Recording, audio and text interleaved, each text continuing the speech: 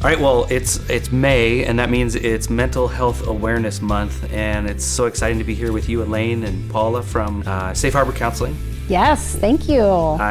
You guys are doing some amazing work over there. I bet it's been a crazy year, right? It has been a year. You know, it's I think all therapists are just kind of coming up for air, but at the end of the day, it's also been, such an honor, because people have really been hurting, and we've had a chance to really do our part to help people, in this really challenging year. I think we've probably talked about mental health more this year than we've ever talked about it in the past. And I was wondering, why is it important to focus on mental health for this month? Like, why is that a thing? At the end of the day, we're of the mindset that you want to think about it all the time, but I think the real push for mental health awareness for a full solid month is that concept of really helping people be aware of how important that is to take care of your mental health. And we have this stigma, right, with mental health. Yes. And there's kind of history behind that. It goes back centuries where people that had mental health challenges were not treated well. There was what we call inhumane care in basically insane asylums. And so of course people kept it quiet, and there was a lot of shame or fear associated with maybe having a mental health challenge. And so obviously now that's not how it is today. We give people what's called mental health services. And we're trying, generation and generation to break that stigma that there's something wrong with having some challenges with your emotional or mental health, I think that, thanks to education and openness, people are more understanding what's going on, it's like that taboo thing, that Elaine said. Right, to be human, right? To break the stigma that maybe sometime you're gonna break down or you're gonna suffer from depression or anxiety, that's just part of being human. We don't shame people if they have an injury or a physical ailment, right? If you break your leg, it's like, hey, I hope you go get to the hospital and get a cast, right? Yeah. But for mental health, I think people feel like they need to keep that under wraps, and so mental health awareness is about breaking that stigma so that people feel like they can talk about it, so people feel like they can get help. The other thing too is that in suicide prevention, we know that the number one thing that helps prevent suicide is if people know there's help. Yeah. And so that's why it's so important for us to be talking regularly as a community, regularly as a church, regularly as parents to our kiddos, that there is help. And they find that the more we educate that and talk about that normally, like you're talking about a sandwich, right? Yeah. That there's help, that people are more likely to seek it. Yep. I just think that as much we work in our families, we build a society, and with time now we're gonna learning more how communicate in family, how be more open, and how be more into our feelings and thoughts, and actually guiding into better conversations and healthy relationships. So when family has a healthy relationship, then of course we're going to apply that into society, and society start to getting better. So that's what I think is also important, mental health, because it start by family, and they go into society, and so on, they go into the country, and even the world.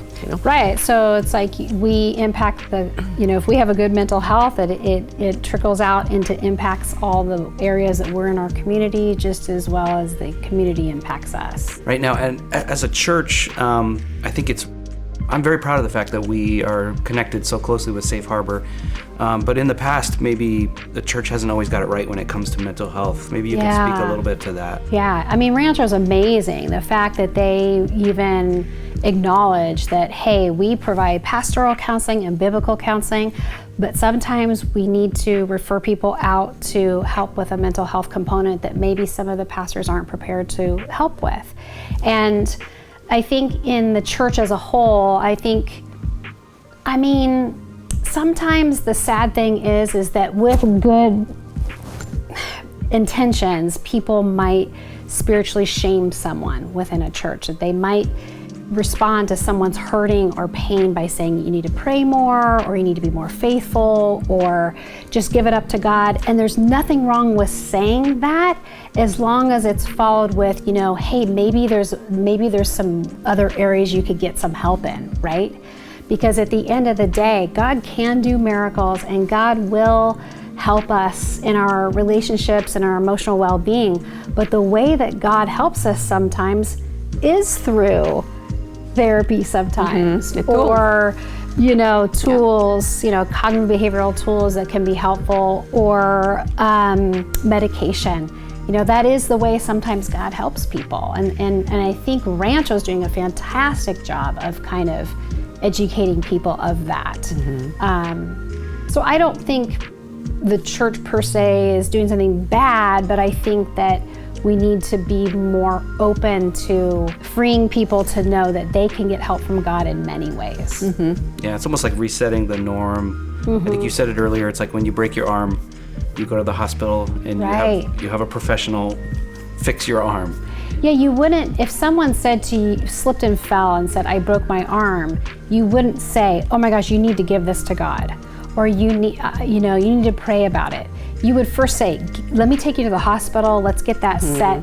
Then of course you'd still pray for their arm, and you'd still pray for their, you know what I'm saying? Yeah. But those are tools we all know that we can go get medical help, or we can also get help for our mental health. Yeah. And it's interesting because if you look at the statistics, even before COVID, it was like 50% of adults all have challenges with mental health issues, but only like 36% actually seek help. And yet these things are very treatable, right? And so that's what's kind of sad. Now, after COVID, the CDC actually released some statistics showing that the symptoms of people struggling with depression, anxiety is 3 times higher than in 2019. Wow. I mean, that's just crazy. That is crazy. Paola, I have a question for you. How do different cultures kind of deal with mental health in different ways, and why is it important for us to kind of take that into consideration? Yes, especially in our work, we have to look into exactly what is the family, the culture, the diversity thing. That's so important because, every culture, every family is different. Every culture is different, but every family is different, and every family has their own culture too. So we have to be very aware that, I call it the formula. Every family has a formula, every person has a formula, right? And some cultures are open to mental health, some other cultures are not as much, right? So we have to work it out with the idea of that family. What is that culture first? And based on that, then we elaborate the treatment plan and all that, Meeting a person where they're at. Exactly. Right. Like some families are more like into patriarchal structure. Then you're gonna talk to, maybe the dad is the one who's gonna talk first, Some other cultures are, egalitarian. And so it's more, so we have to work it out with the family as it is, and based on their structure, then we provide the tools so they can work it out, what is needed. Right, part of even, the modality of any therapist, but especially Safe Harbor, is we're doing exactly that. We're providing a safe place for people to come in, that they're not judged, that all components of who they are is accepted, whether it's their religion, whether it's their culture, whether it's, their race, that we would attempt first to understand where they're coming from and then work with them from where they're at. That's something that, we take very seriously. So we want people to feel safe coming on in, and we're not gonna just try to impose, a belief system or change who they are. It's like, tell us where you're coming from, help us understand your family dynamics, your culture, and then we want to give you really good tools on how to be your best self. Yeah. Well, I really appreciate you guys coming in and just helping us and kind of teaching us, especially during this month. If people want to come and get help, how do they do that? They can call Safe Harbor, and I think we'll have some links and numbers, or you can also email us. The first person you'll talk to is me, and I'll make sure I get you set up with a therapist right for you. We have an entire team. We're actually hiring somebody new pretty soon. We are offering online sessions, but we're also offering in person right now. We do have to follow some safety measures in person, but we're all set up to make it be safe. And yeah, that's the best way to contact us. Okay, and then you also are bilingual, right? So tell us a little bit about that. That's something I'm very proud of. Aw. We have an amazing, as you introduced her name is Paola Cortes, and Paola is, I would say, the smartest cookie on my team. Oh, thank you. Because she not only provides counseling in English, she provides counseling in Spanish, and so we have that available for people who are seeking that, who feel more comfortable talking in Spanish. So is there anything you want to say, like to our Spanish listeners? In Spanish? Yes. Okay, so a todas las personas que hablan español, aquí estamos en Safe Harbor con Elaine para lo que necesiten, en aspecto de la salud mental. Si alguna persona, alguna familia tiene algún problema familiar, depresión, ansiedad, violencia doméstica, cualquier cosa, estamos aquí para ayudarlos. I mean, see, right? You I want me don't even know to what she said, translate but what I said? I got a little bit of that. Yeah. So I say that, we have opening for anything that people need as a family. It can be, depression, anxiety, or anything with maybe domestic violence, anything that they needed, we Right. open for. And we put together a little website with a bunch of resources that you gave Yes. us. So I would encourage you, if you're watching, you can go there and check it out. Maybe this is the month for you to kind of do something that you've always been a little bit scared of, or just be more educated.